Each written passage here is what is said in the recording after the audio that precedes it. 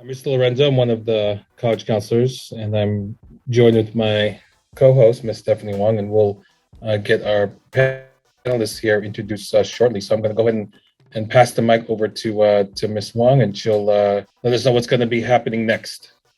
All right. Thanks, Mr. Lorenzo. Good evening, everybody. Thanks for joining us tonight. On this webinar, we have sophomore families and junior families. So we thank you for just diving into the process and wanting to learn more from our esteemed panelists, which I will introduce them in just a little bit.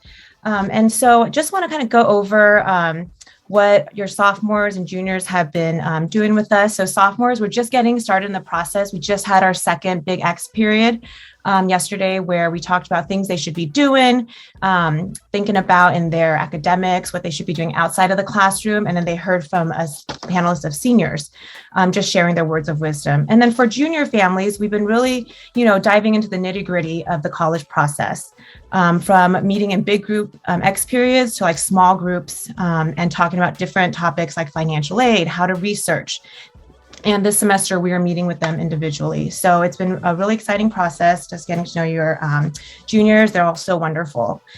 So this evening is really meant to be informative and just provide more insight on the college process and also how it's maybe like shifted during the pandemic, right? We'll talk about different topics, which Mr. Lorenzo will facilitate in just a little bit with our panelists. So we are so blessed this evening to have three wonderful panelists with us, and they are really at the highest level of administration at their institution, right? So they can answer some really tough questions for us, and we're really glad to have them with us. First, I'm just going to go alphabetical by last name. We have Nikki Chun. She is at the University of Hawaii, Manoa. She is the VP of Enrollment Management there. So thank you, Nikki, for being with us. And then next we have Andrew Palumbo. He is also the Vice President of Enrollment Management, and he is, I'm going to say it in the Bostonish way, Worcester Polytechnic Institute, WPI, as it is for short, which I will use from this webinar on. And then we have Falone Serna. He is also the VP of Enrollment Management at Whittier College in Los Angeles, California. So I am going to turn the mic over to them, and they are going to introduce themselves, their institution, and then also they are going to address a misconception about their school. So I will hand it over to Nikki. Thank you. Yeah, thank you, Stephanie. And thank you, Patrick, for inviting me, especially to share this time and space with the SI community and my colleagues. So my name is Nikki Chun. My pronouns are she, her, oya. And I identify as a Native Hawaiian and Chinese cisgender, hetero, able-bodied woman of size, as a first in my family to go to college. So my identity as a first-generation college student, I think I've carried well through my time in education. I started my admissions career at my alma mater, the University of Miami in Florida.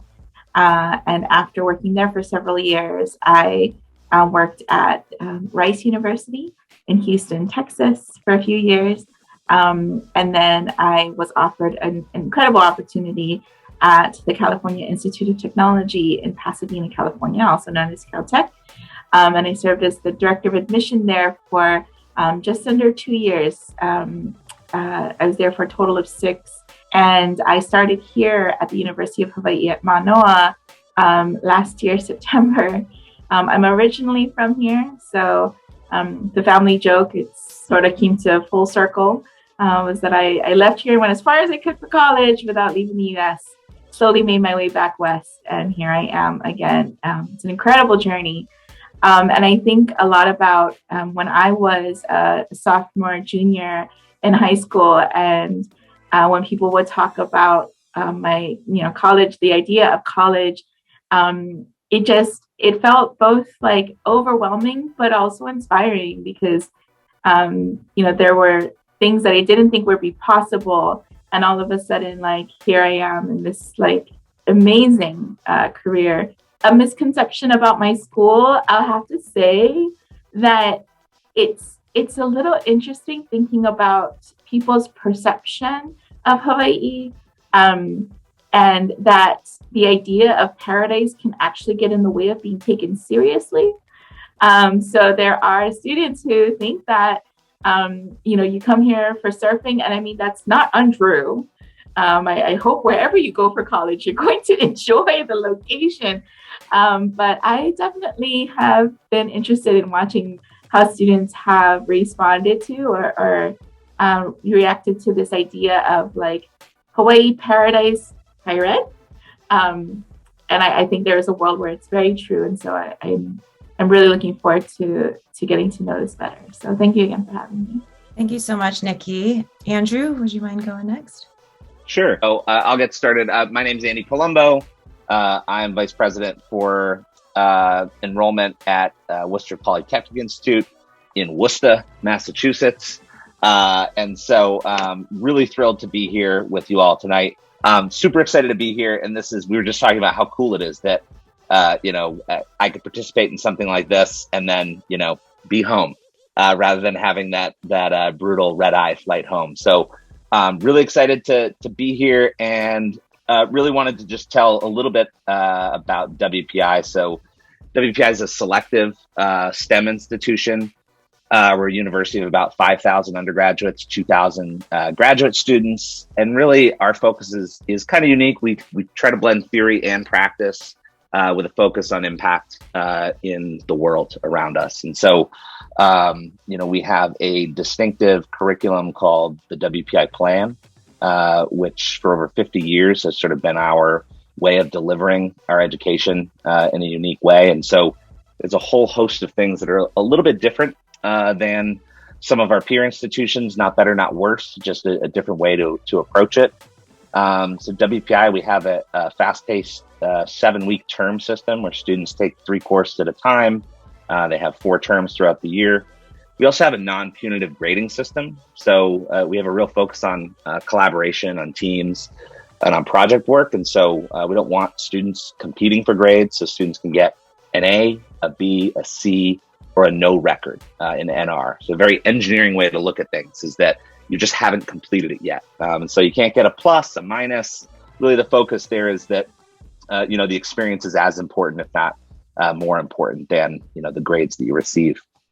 We also are global in nature. So we have over 50 global project centers in the world where our students, about 90% of our students will do some of their project work at one of these global project centers, and they do so in sustainable ways to address really distinct challenges, human-centered challenges in the world that don't have easy solutions. And so I think one of the things that really draws students to a place like WPI is the fact that, by the time you graduate, you're already having real-world experience, solving problems that your professors don't have answers to, and doing so in collaboration with people within different communities, different cultures, in ways that are both sustainable and adding to the educational experience of our students and the individuals they collaborate with. And so I guess a couple distinct things that we'll probably talk about, one or both of these at some point tonight is WPI is test blind or test free. We don't consider standardized test scores whether students have taken them or not. If they're sent in, we won't consider them. And so the reason behind that is that standardized test scores have, longstanding problematic correlations with family income, race and ethnicity, gender. And those are some of the things that we're trying to de-emphasize in the process. And I think it's the reason why the vast majority of schools are test optional and likely to stay test optional or test free. And the other piece is that we don't have an application fee. We eliminated that a couple of years ago because we saw it as a barrier for students.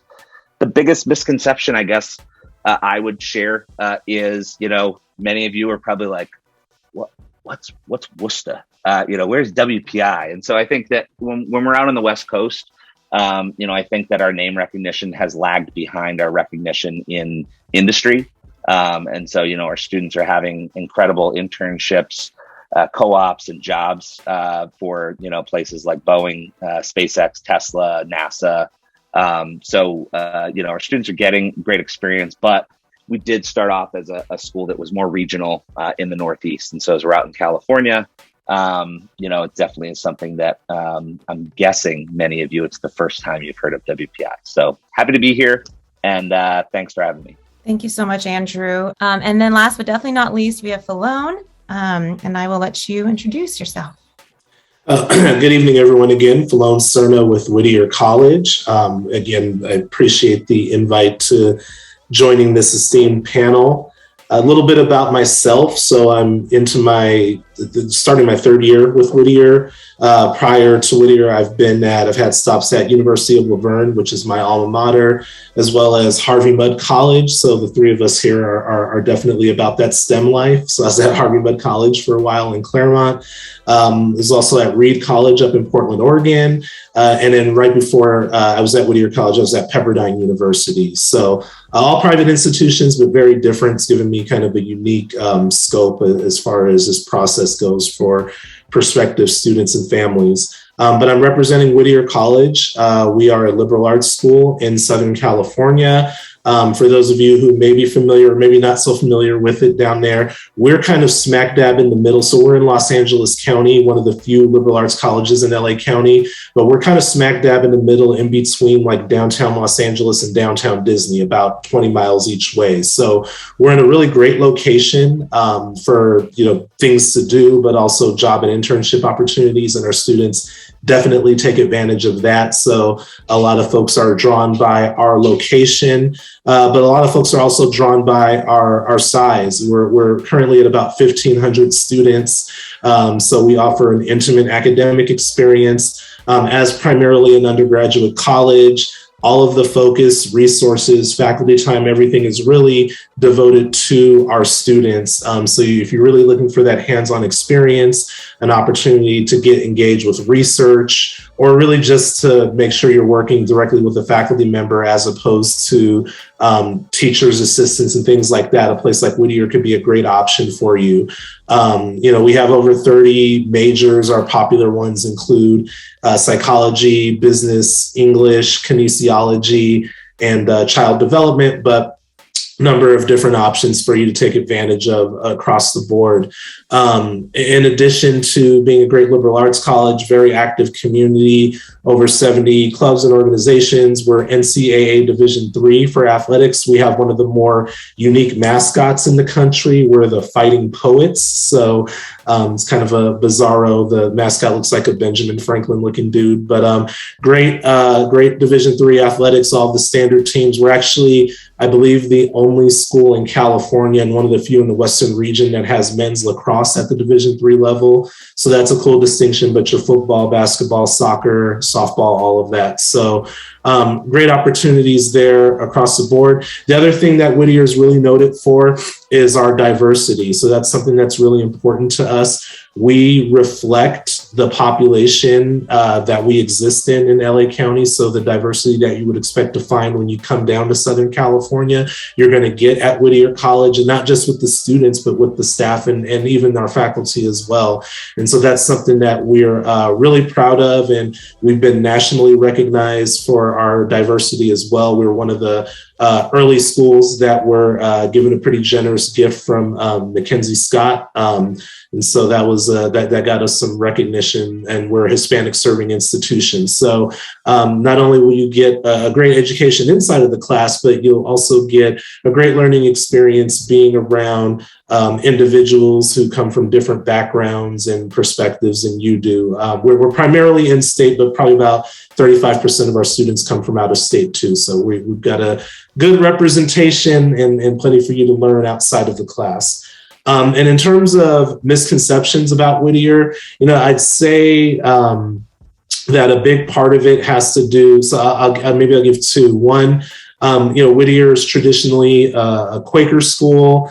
Also, we're home to, we have a distinction of being one of the few schools that graduated a president. So Richard Nixon graduated from Whittier, which I'm sure at some point would probably give us some street credit. Maybe he still does with some folks, but people have a preconceived notion about what Whittier might be like because of our Quaker heritage and background, which I think is a positive, but I would say it's not particularly religious or we actually don't have any religious requirements or direct connection with that. It's more so about the heritage of what the Quakers represented that still exists today. The other misconception, though, that I would say, and it's sort of in line with what Andrew talked about at WPI, but sometimes folks assume that smaller colleges, smaller institutions mean smaller opportunities. And, in some areas, maybe we don't offer as much as some of the larger research institutions. But in terms of like what your academic experience can be and opportunities, I would almost say it's the opposite. Again, I go back to the fact that if you're the type of student that's looking to get, actively engaged with your work, and not just be in the classroom or a larger lecture hall, places like Whittier are a great option because we get you hands-on learning in the labs, using equipment, whatever the case may be in your discipline from your first year on. And then, there is a misconception that liberal arts colleges don't care about or are not a good investment for folks who are looking to get into industry outside of after they graduate. But we definitely are very active in making sure our students are connected to the local area, not just with the city of Los Angeles, but LA and Orange County. Plenty of opportunities to get engaged with internships and opportunities, and some of our programs require it. So we definitely care about outcomes and what you do after you graduate. Certainly, if you want to continue with academia and get a master's or PhD, we're great for that, but we're also great for students who are looking to get right into the industry after college. Great. Thank you so much for introducing yourselves and addressing misconceptions. I think this allows families to get to know your institution much better beyond, what they can find online and things that they hear from word of mouth. So I really appreciate that. I am now going to hand it over to Patrick, who is going to facilitate sort of our question and panelist time. Thank you, Ms. Wong. All right, so we had so many great questions come through on the registration. So Ms. Wong and I went through and we identified 3 themes, and that's how we're going to go through the evening. We're gonna go through each theme, spend some time on it. So we're gonna start by talking about testing. No surprise that this was something that came up heavily in the conversation. I think there's 2 things in particular when we're thinking about testing is. I think there's obviously still folks who are on, different sides of the spectrum and regarding, addressing those who like to submit because they think it's worthwhile, and assuring those who don't want to and wondering, does test optional really mean test optional? So I'm going to pass it over to Nikki to get us going. So I wanted to start off with just like a general perspective about the testing landscape in the context of college admission, that it is changing right before our very eyes. We are living that change. We are facilitating that change. Many colleagues that I'm really just proud to call colleagues are saying and calling into critical question like, do we need testing really? I mean, And so I also want to share context that I come into this conversation with the most sort of vibrant conversations I've ever had about testing and college admission happened during my time at Caltech. And I'm really proud of the work that we did there as it came to like really just calling into question the utility and material value of testing at the California Institute of Technology. And I just think about how, if we manage to get Caltech and its faculty to agree to a 2-year, then 3 years. So before I left, we got 1 more year, a 3-year moratorium on testing or requiring it or asking for it at all, then really, I feel like anything's possible. We got Caltech faculty to step away from testing for 3 years, put some people in space and, things on Mars and landing rovers. And you know what? Anything's possible.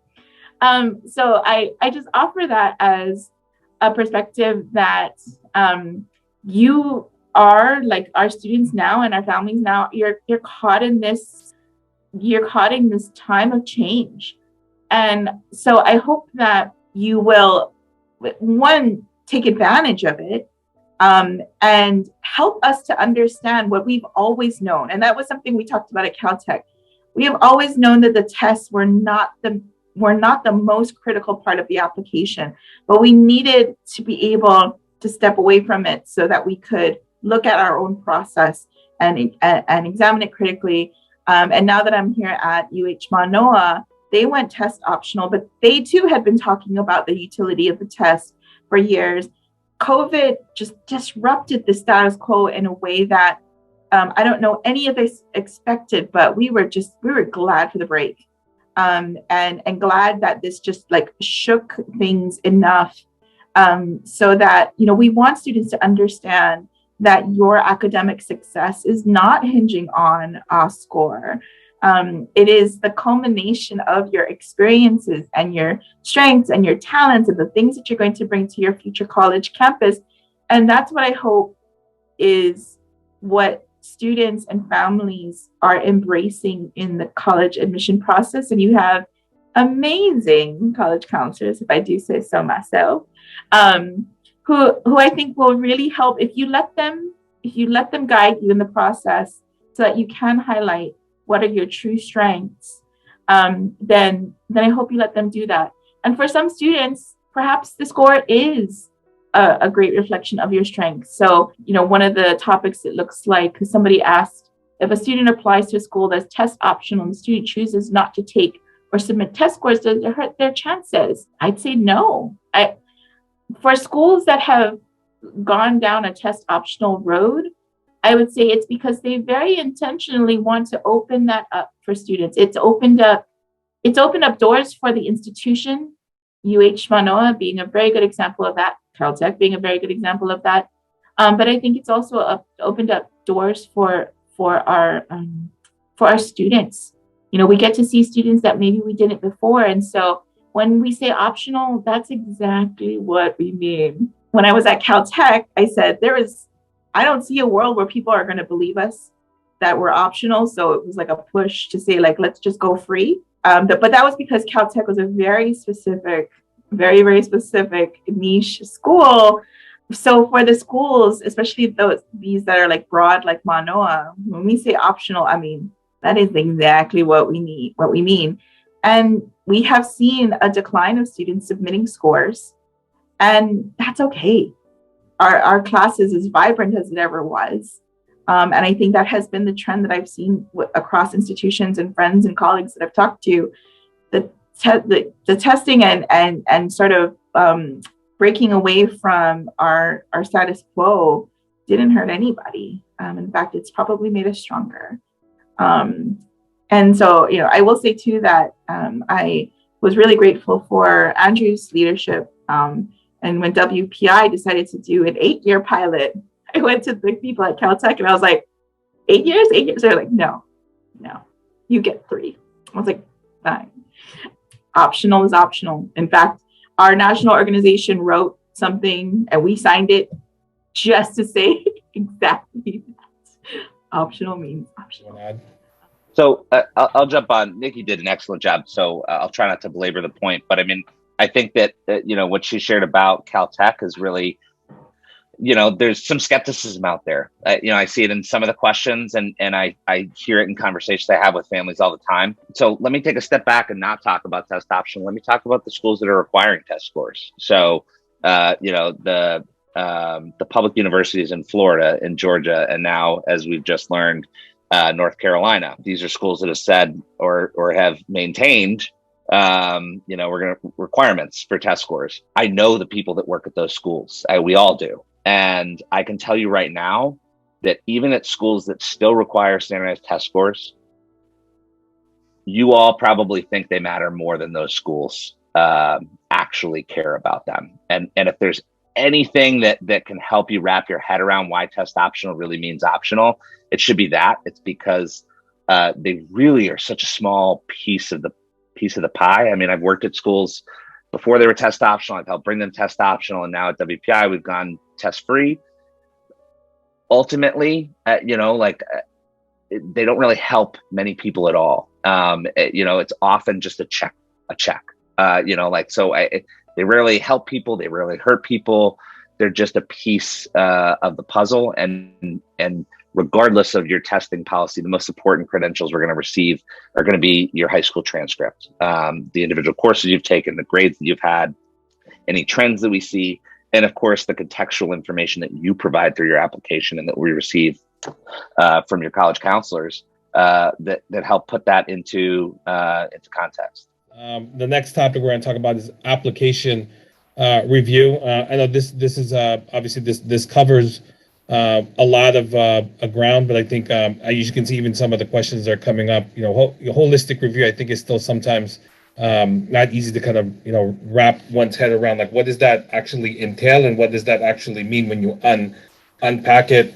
Please share your thoughts. I think the fact that you've been at a variety of different institutions, I think you might be able to even speak to how holistic review has looked different, has felt different at a variety of places. Yeah, well, I'll start by saying, I've had the luxury of working at each institution I've been at did really have a holistic review process. I do think it's a privilege to be in that position.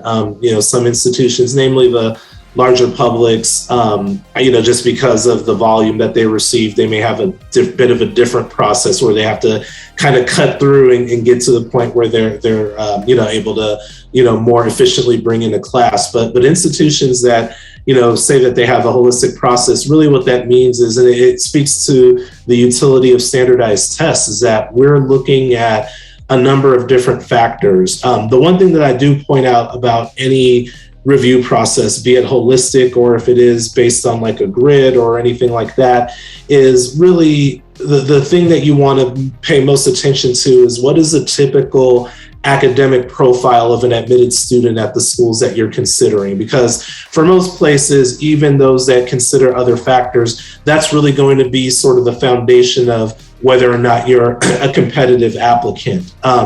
But then from there, it really goes to what else you're bringing or your offer as an individual to that institution.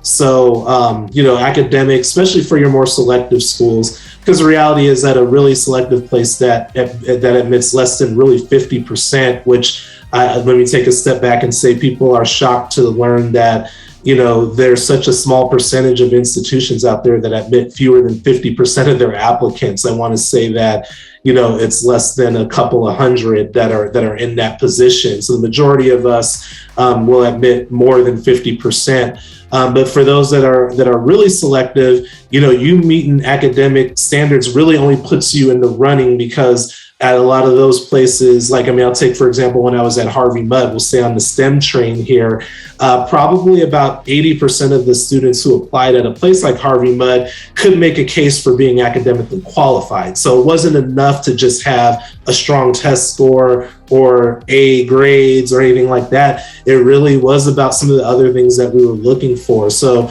what types of personal experiences that you bring in, where are you from? What do you do extracurricularly? That's an easy one to look at, but it's not so much about saying that you did all these activities or that you were president of whatever club.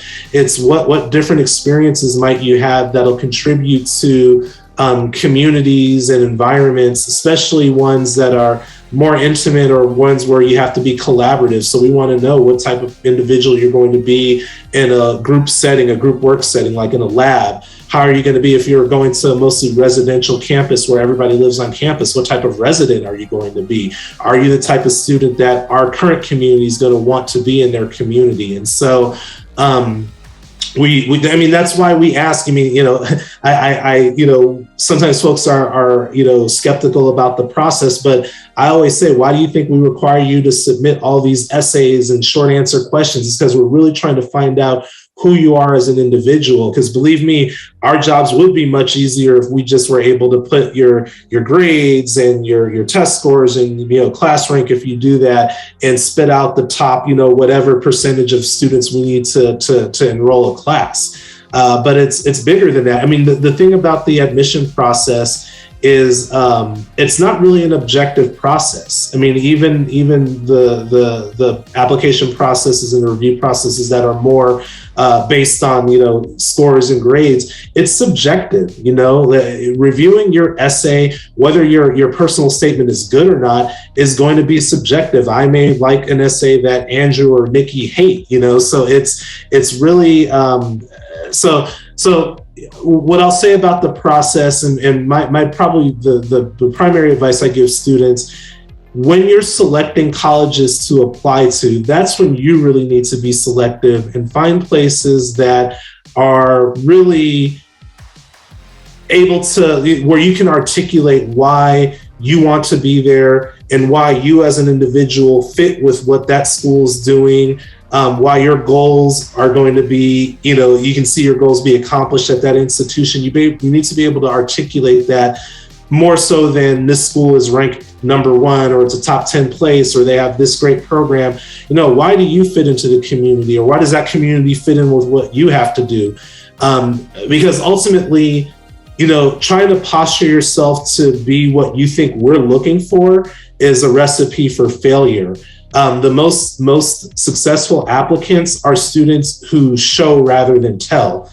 Just being themselves helps us see, wow, this person will be great in our community, without having them say that, I really want to be in the Whittier Scholars Program because it's the top, I'd rather see someone who just by being themselves comes across as a great fit for my institution. So hopefully that makes sense. There's no magic, bullet to figure this thing out. And yeah, schools that have a holistic process are looking for more than just the numbers. And the last thing that I will say also is we're also looking for students. Certainly you all are at a great institution, great high school, I should say. That'll give you a nice bump and a nice advantage. But the reality is, places like the ones we've worked at, we don't want students just from private schools. We want public school students. We want charter school students. We want students who were homeschooled. Because again, that really adds to the diversity, and we're not interested in having a homogenous community. So that's why those things matter to us. When you hear people talk about diversity and things like that, that's why that's important, because those of you who've gone to college know that there's a lot of learning that happens outside of the classroom, and you're not going to have a really healthy environment if everyone had the same exact experience. Thank you, Falone. Then let's move on. Last but not least, Andrew, the other thing that came up for us was essentially we found all these other questions had to do with like activities and what to do with the summer, and like, are there things that are strategically better than others? So we just kind of capsulated this like idea of like, how do you spend your time outside the classroom? Right? We want to be inclusive and mindful of the fact that like not everyone gets to do co-curricular activities. Some have duties, some have responsibilities, have experiences, however you want to call all these things. What would you like to share in terms of helping our families understand how to think about how the things you do outside the classroom, whether it's connected to the school or not, inform the college admissions process? So first of all, thanks for this topic, because if you knew me in high school, time spent outside the classroom was just the perfect topic for me. So I kid. But I think, there's definitely a lot of questions about, what's important, what's better than what, how should we be making decisions? There's only so many hours in the day. There's school, there's co-curricular, there's extracurricular. But ultimately, we get some flavor of what are colleges looking for. And I hear you. It is such a stressful process. And I just answered a question in the chat. When it comes to like policies and how schools use things, you're always going to hear this answer in these college panels. It depends. And really, there's no shortcut for getting the answers for your individual schools, which is why finding an appropriate sized list, leveraging the expertise of your counselors. And let me say that again, leveraging the expertise of your counselors. They do this all the time. Every year they hit the reset button, they do it again. Leverage that expertise to know that you have a balanced list, but you also have some schools that are fitting some of the things that you're valuing and that you're sharing. College admissions is not a game to be won. And I know it's difficult to hear that and then see all of the stresses around us and look to our left, look to our right, shame on us. In the college world and elsewhere, we've amped this up. And so I think the most important thing that everyone here can take away is that, I know a lot of successful people who did not go to college right away, who did not go to a name brand college. I don't want to say anything mean, But I know some people who have some really impressive names on their diplomas who are still figuring things out. So I think it's really important for you to head into this process thinking about, what do I value? And let that be the driver of the process. And so as you think about what you value, that should be the thing that you use to help you answer those difficult questions along the way. Should I take AP Physics, or should I stay in chorus because I've done chorus for 3 years? That's a question. Really, if you're looking to a college to answer that question, you probably should A, take chorus because it sounds like that's what you want to do, and B, stop asking colleges that question. We'll answer it and we'll try to give you an honest answer, but follow your heart. Do the things you want to do, because if you do, and if you work with your counselors and you do the homework you need to do through this process, you're going to find a list of incredible schools that are perfect for someone like you with your interests. And maybe that's WPI. Awesome. Maybe it's Whittier, maybe you are heading down to Hawaii and you're going to surf and study, macroeconomics with, a dual degree in Chem Eng. There's so many possibilities and so many different possibilities at each institution that, Falone really talked about, the broad aspect of diversity.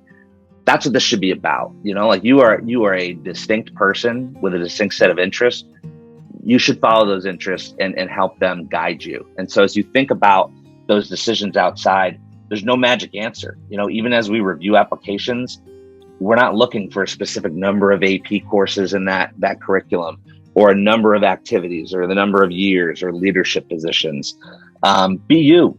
I think that's the thing. Students who know themselves, who are authentic, who share the things that they like and that they do, the things that take up their time, that helps us answer so many questions. We all are blessed to work at some pretty fantastic institutions that really invest in the student experience, and we can't do all things. So if you love equestrian activities, WPI is not the place for you. And I want you to know that. I don't want you to go take something else, try to impress us.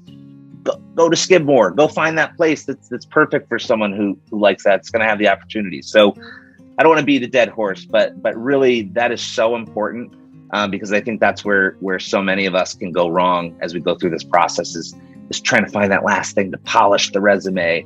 The other thing I really want to say is that anything that takes up your time outside of the classroom is something we want to know about. Very often the things that get undershared are work or volunteering in the community, jobs, just a regular old job, caring for relatives, elderly family members, ailing family members, young siblings. That stuff's so important. That speaks to who you are. It speaks to your values. It speaks to the context in which you're navigating your high school career. So those are my pieces of advice. And the last thing I'll say is that it's really important not to overload. I think we're seeing right now, record pre-pandemic, we're seeing a record level of students disclosing mental health issues, struggles, anxiety. The pandemic has only caused that to increase.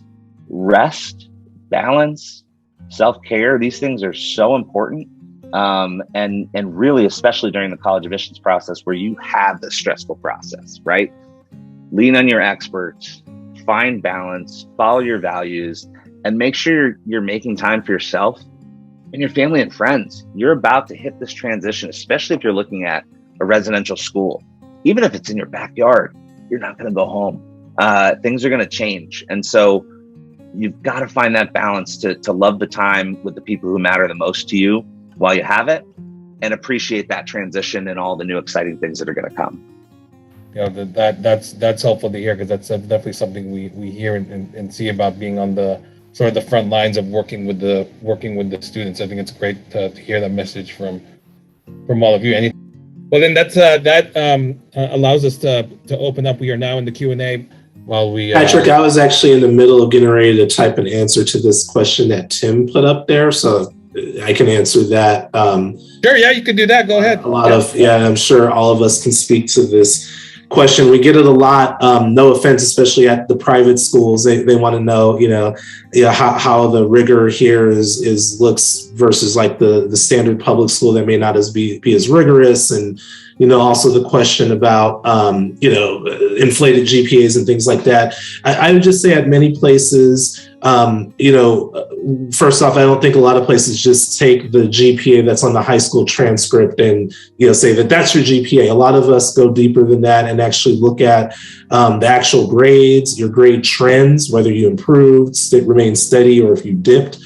We do look at rigor. So, but the way we look at rigor is not just literally the number of honors or AP classes you took, but what did you do in the context of what was provided to you. So, if you're at a school that has a lot of great opportunities, offers a lot of honors AP courses, the expectation may be for you to take advantage of that and take as much of that as you can handle, versus someone who may be at a school that doesn't offer as much. Those students may not necessarily get dinged for that, but we'll look at, what did they do in context, in their own context. So, just on the surface, a student who only has maybe 3 AP classes in comparison to some of the schools at other places, that may look weak, but if you see that they only offered 4 or 5, taking 3 out of those really shows that the student may be pushing themselves. And so, again, the best advice we give with respect to that is take the most challenging curriculum that's available to you that you can still be successful in. Because the other question often comes up,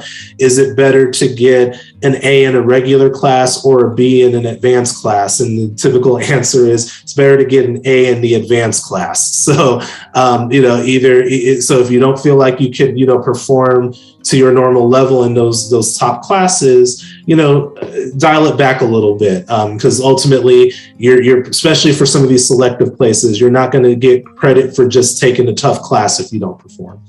Okay, so good. What is the best way to learn about a college now, given that in-person visits might not be possible, for a consideration from a high school perspective to use university websites? So I think this is interesting, right? We're thinking about, Nick, I'm going to call back to what you kind of talked about, right? We're at this interesting time and the pandemic has shifted in terms of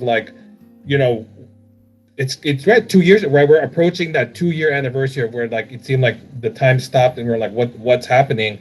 And now we're getting to this place of things are opening up. You can do visits, but I don't think this is going to go away, right? Think about this virtual experience. I don't think from the college perspective, I can't imagine that this is going to be, we're just going to you're probably already thinking about what fall recruitment is going to look like, right? Are you going to is it going to continue to be a mix of both, or is it going to be, are we just going to do virtual depending on how far a place is going to be? So I think this question can even be stretched to think about how now with the new, resources and tools available, how do you find balance between, okay, it's not necessarily that, sure, if you have the resources, you have the time, but you can be smarter too with this technology. So anyone that can talk to that, I think, be really important. We have spring break coming up, right? Families might be thinking about plans, or might be thinking about, well, this is how it used to be done when older sibling, older cousin went a couple years ago. But perhaps you have new insight and thoughts as you're seeing how things have shifted on your end. To the question, how should a prospective student, how do you learn about a college? I definitely agree. College websites can be a hit or miss, more than we'd like it to be. But I think this is where, for one, especially for your school, your college counselors, well before COVID, have seen a variety of college campuses firsthand. So as Andrew and Falone have been encouraging, and I will too, very much utilize your resources in your college counselors. I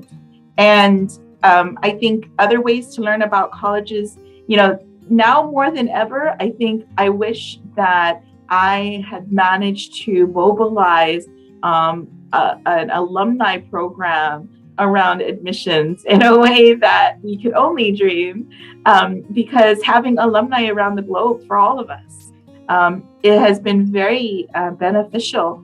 If there are people that we want students to be able to connect with without making it to the campus itself. So I think you should still use websites. I mean, if the website speaks to you or doesn't, probably says something to you about the school itself. This is also a two-way street in that universities have needed to stretch and be creative in ways that we haven't had to think before. And so I've been just completely in awe of the creative ways that schools have availed themselves to students. And so, this has been an opportunity for us to be creative from all ends. But I would definitely, if nothing else, I'd come back to your college counseling resources if you're feeling a little stuck and be like, I'm really trying to get to know this school. Any ideas? There are some really terrific networks that I would hope that you're able to tap into. Yeah, I'll just add, the only thing that worries me about the ways in which our offices have adapted to COVID and as we approach the future, there are more options to connect with us, which I think is a positive. But there's this term called the paradox of choice. And if you have so many choices, you can overwhelm yourself, and that will only lead to more anxiety. And so I think that it's really important to leverage these new opportunities in the ways that make sense for you, but don't use them as a way to do even more college search than you may have than you may have otherwise planned for. I think it's really important for students and parents to really set the ground rules for a healthy process. So think about, what are the boundaries? How are we going to communicate about colleges? What's a general timeline we can agree upon? The best advice I've heard, the past couple of years, has come from a student, and they said, I was getting really stressed out about my parents just asking me about college all the time, junior year, and I knew it was only going to get worse as I headed into senior year. And they stepped back and they said, let's just pick a time. Let's pick a day and a time where I know I'm going to get bombarded with these questions. I'll give it to you. I'll answer any question. I'll be prepared with things. But then if I, as the student, want to talk about colleges outside of that, that's also okay. And so I think confining, the amount of time and energy you're going to put into things, finding that right number of schools you're going to apply to, because really this process, the outcomes are best for the people who focus on quality, not quantity. And so quality of, your research into schools, quality of, a balanced list informed by your counselors, and quality of the way in which you make that final decision. And so I think that, that's just a really important piece to keep in mind, is that you can easily do more.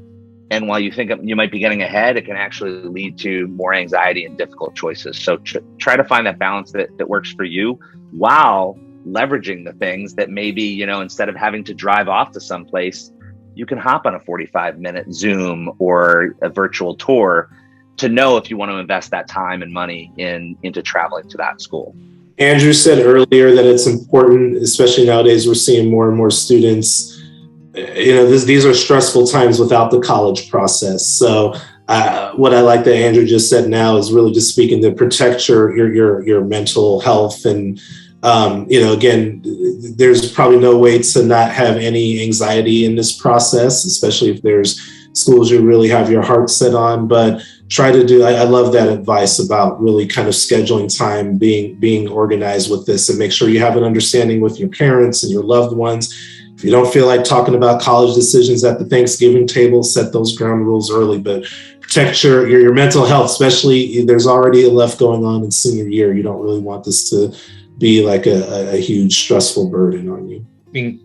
I think there's a good segue into kind of building off of the COVID is still, even though it might seem like COVID's in the rearview mirror, it's still going to obviously play a role in admissions for at least a couple more cycles, right? And being mindful of our juniors, right? Our rising seniors, right? This class the pandemic hit them ninth grade, right? So they don't even know what a traditional high school experience looks like. They were entering into what they thought it was going to be, and then it changed. And for most of them, sophomore year was essentially remote or some kind of hybrid, and then they literally just got back here being in person in their junior year. And then even being mindful of our sophomore families, the pandemic hit in eighth grade, right? So obviously there's no way I can ask you like how you're going to be reviewing this in the coming year, because it's going to be one of those things like, okay, we made a shift in 2021, you made a shift in 2022. There will likely be yet another shift of how you're going to be looking at grades, activities, all those things that would have done that impacted them, like reminding yourself, okay, wait, when did it hit them, and how did that impact all the things that they were going to do? So I think it's a good way to kind of end this Q&A before we kind of wrap up to our words of wisdom. So thoughts from anyone and how you want to address that? Yeah, it's tough because, likewise, we're seeing this with our own students, again, getting adjusted back to reality after you've been, in front of Zoom for going on 2 years and being back in the class. We've seen those adjustments ourselves. And so we'll try to draw on the experiences that we're seeing on campus, but also we'll rely heavily on what you tell us about your experience.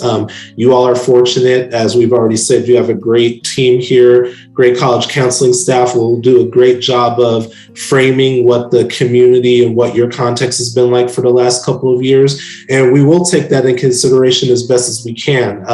I will just remind you all that, again, it's tough because we want to consider these things, but also, especially for at more competitive places, you are competing with other schools and other students and from other states. And so that's a wild card of it, how you compare to others. But, especially if you've built your list around schools that are great fits for you and great communities, that'll give you an opportunity to explain whatever your contexts are. But the big thing is if there's really any particular things that impacted your performance, or what you've done in class, make sure you address it. Don't leave it for us to discover or figure out on our own, or don't leave it for your recommenders. Advocate for yourself, speak up for yourself, and find places that'll actually take that in consideration. It just makes me think about how, especially at the start of this, I shared with the students at Caltech, you didn't choose this. And how much I admire them for continuing on with higher education. And they're experiencing something no one in their life has before. What college is, what it means, what it's valued for, what it's not valued for. I just really admire the students and families who continue on and let us change this with them in the mix. So much adjustment, it can be overwhelming. I think sometimes I even forgot how to hug people. And so I just hope that that there are a lot of people in your college communities and in education that appreciate you, value you, and want to see you on their college campuses. And so just at whatever point it makes sense for you to continue on with higher education. Thank you. And I just wish you the best in all that adjustment. Thanks, Nikki. Well, I'm going to pass the mic back to Ms. Wong to wrap us up here. All right, thank you. That was a wealth of knowledge and information that we heard. We hope some of this information put our families or students at ease, and also, empowered you to feel more equipped in this process. Right now, I want to pass it over to our panelists again, and just impart, just take 1 minute to provide a word of wisdom that you want our families to take away. And anybody can start. Sure, I can start. So like Falone was just saying, no one's going to get out of this process without any stress, right? So there are two types of stressors. There's stress that you can do something about, and there's stress that you can't do anything about. You really need to focus solely on those things that are within your control, and the things that aren't, you've got to try to do your best to put those aside. because if you focus your time, your energy on those things that are within your control, it's time well spent. And so, I think there's so much focus on the one big decision that colleges make. It seems like that's like the thing we all think about when we think about college admissions. But there's a little something I like to call the meatloaf principle. And so there are three major decisions in this process. So one is that big decision that colleges make. The other two are yours. You decide ultimately where you're going to apply. And the biggest one, you decide where you're going to enroll. And as Meatloaf sang, 2 out of 3 ain't bad.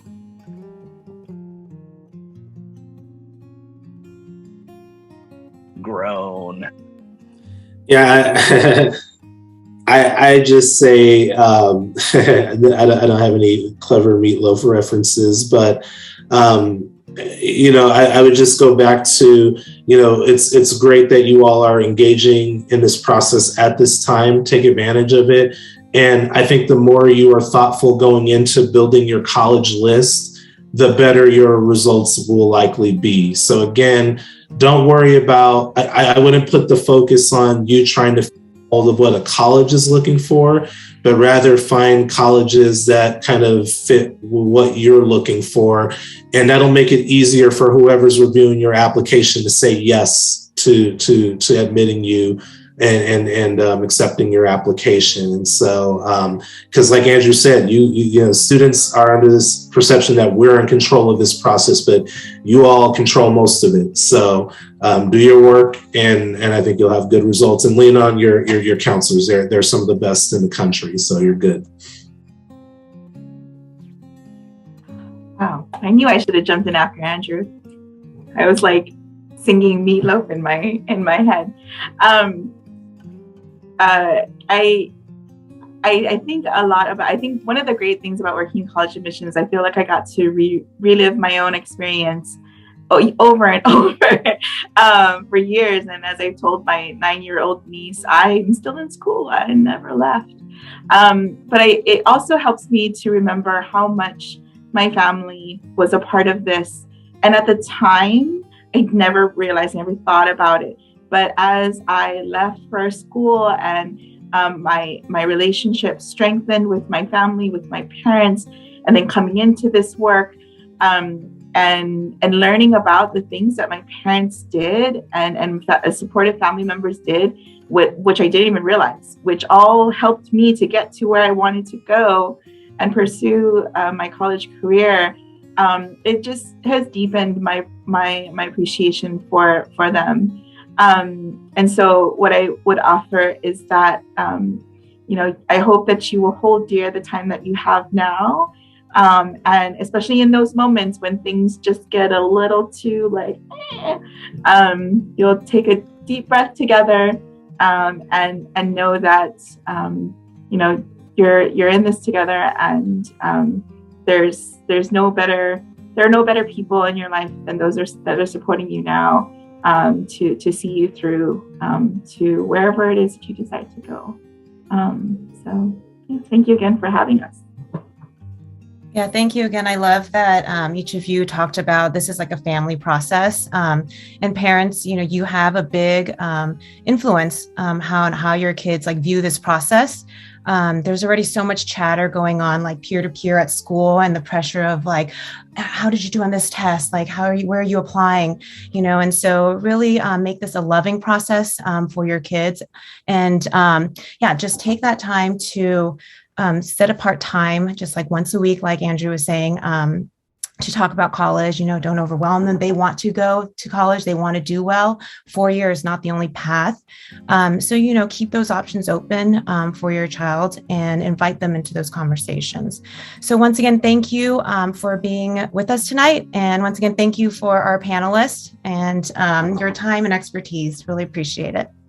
Yes, thank you all. Just a quick plug. I know that some of these folks are not going to be touting themselves, but I just want to emphasize to our community how lucky we already have 3 folks. I know they've just we didn't tell them to tout anything that we were doing, but these 3 folks deserve plenty of applause and praise for being leaders and presenters in our field of work in the conferences that we've been a part of. So just know that we're really blessed to have them share their wisdom and thoughts about this.